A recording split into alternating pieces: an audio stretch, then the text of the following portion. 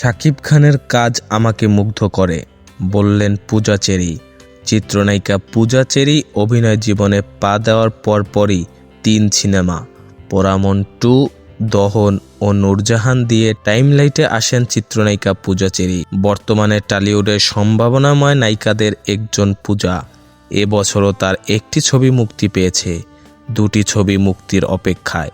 বর্তমানে চলচ্চিত্র জগতের নানা বিষয় নিয়ে খোলামেলা কথা বলেছেন পূজা চেরি।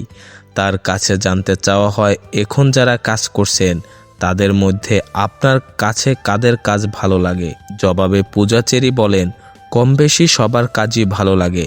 আমি আজ পর্যন্ত যাদের কাজ দেখেছি সবাই আমাকে মুগ্ধ করেছেন। এর মধ্যে সিএমের কথা বলবো।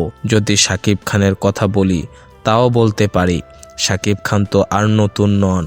এ বিষয়ে পূজা চেরি বলেন, নতুন না হলেও তিনি প্রতিনিয়ত নিজেকে নতুনভাবে উপস্থাপন করছেন।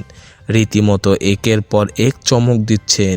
এমন একটা হাইপ তিনি তৈরি করেছেন, এই ধাক্কায় আরও 10 থেকে 20 বছর এভাবেই থাকবেন মনে হয়। আমার পক্ষ থেকে অনেক অনেক শুভকামনা। সিয়ামও ভালো করছে।